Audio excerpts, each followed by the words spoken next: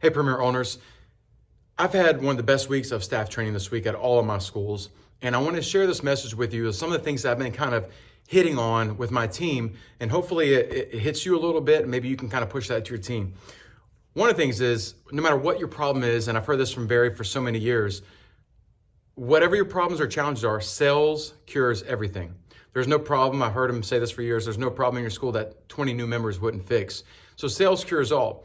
So when you might be getting a little complacent or lacking motivation, if you get those wheels going and you get some confidence built up, because every sale builds up more confidence, you're gonna create a lot of opportunity to fix whatever challenges or problems you have, whether it be in your business or in your personal life. So sales cures all, which means everything's a commission, right? Not just the sale that we get in that sells our commission, but everything we do is because of work or time we put into something.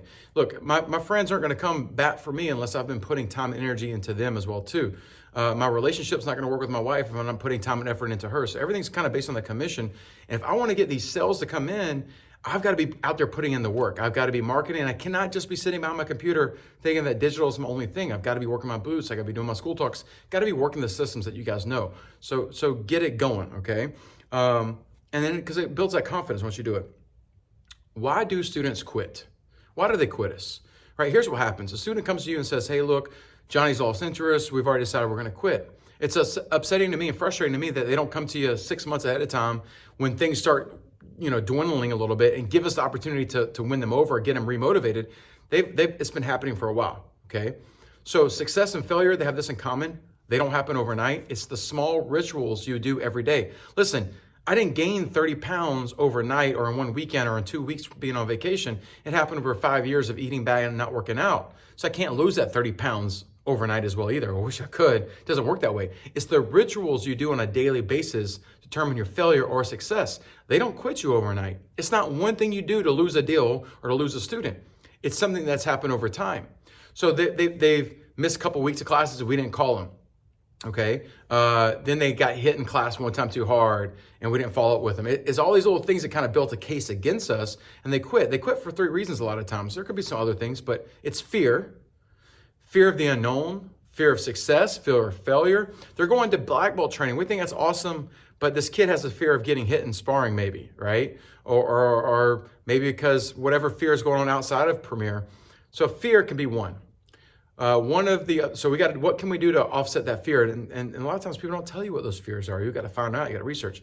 They quit because something we did not follow through on a promise, right?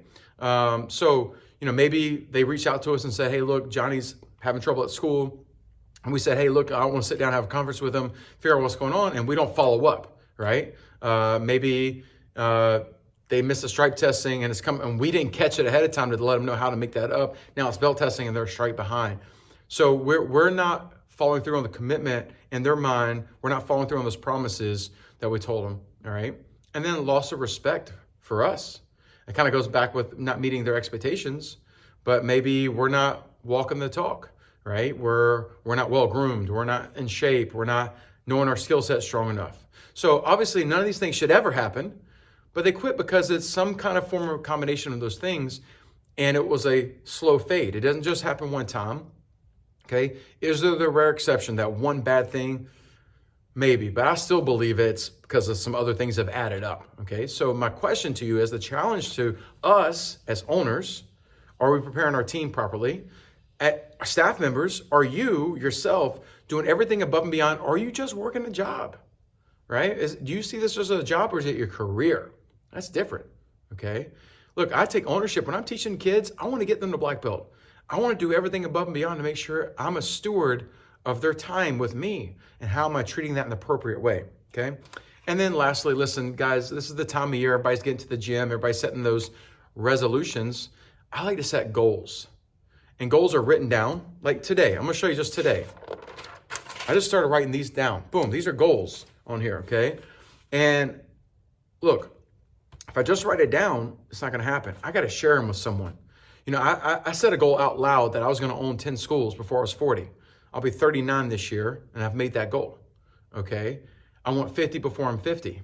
I want to see every continent, all right? I want to travel to all 50 states. I got a lot of things I want to do in my life. I want to be a millionaire. But I'm not just dreaming, right? I'm putting dates to things. So are we telling our kids one thing and we're not doing it in our own life? All right. I want my staff to feel fulfilled, not just to have a paycheck, but feel fulfilled. And we get that with progress.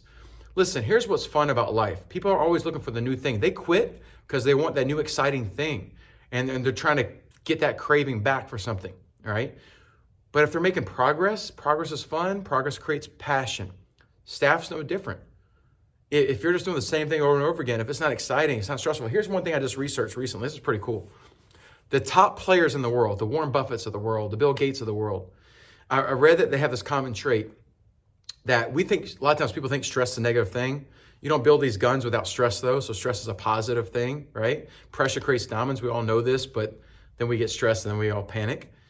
But when they're stressed, when they feel overwhelmed, they add more to their plate. Interesting. Why did they do that?